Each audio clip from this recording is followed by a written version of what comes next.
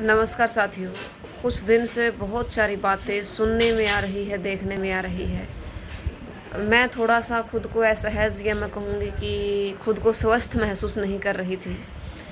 तो चाह रही थी कि मैं आप लोगों के बीच में ना आऊँ, लेकिन अनजाने में ना चाहते हुए भी मुझे इसलिए आना पड़ा कि जो आवाज़ हम लोग उठा रहे हैं उसको दबाने के लिए कभी धारा 144, कभी कोरोना कहर, कभी आपको मैं कहूँगी शादियों के लिए परमिशन लेनी ज़रूरी है, कभी आपको अंतिम संस्कार के लिए परमिशन लेनी ज़रूरी है।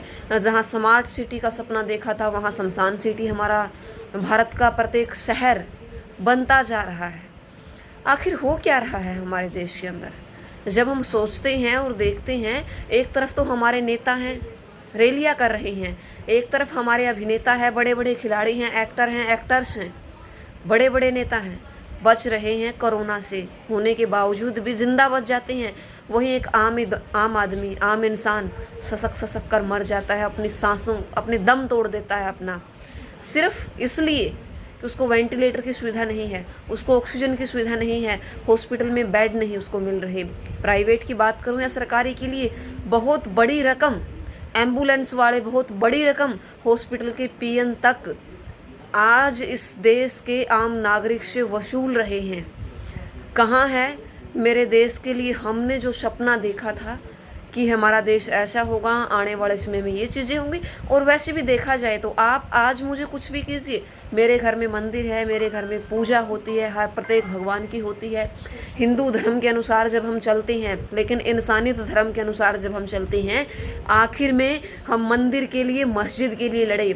हम ना हॉस्पिटल के लिए लड़े, ना हम अन्याय के खिलाफ लड़े। यदि हमने लड़ाई की है तो सिर्फ उस चीज़ की है जिससे हमारे आँखों पर धर्म अंधता की पट्टी बांधी गई थी। और आज उसी पट्टी का परिणाम है, हमें इन हालातों का मैं कहूँगी कि मुंह देखना पड़ रहा है। हम इन हालातों से गुजर रहे हैं।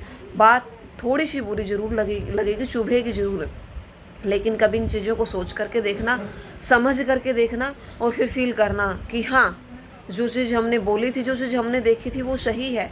किसान मतलब प्रत्येक देश का प्रत्येक वर्ग धरने पर बैठा है और कह रहा है भाई सुन ले मेरी, और वो कह रहा है नहीं नहीं सुनूंगा।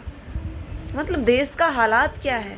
अगर हम इन चीज़ों को देख कर के सोचने की कोशिश यदि करते हैं तो एक बार ज़रूर आप भी सोचना और देखना कि कहाँ थे और कहाँ आ गए हम।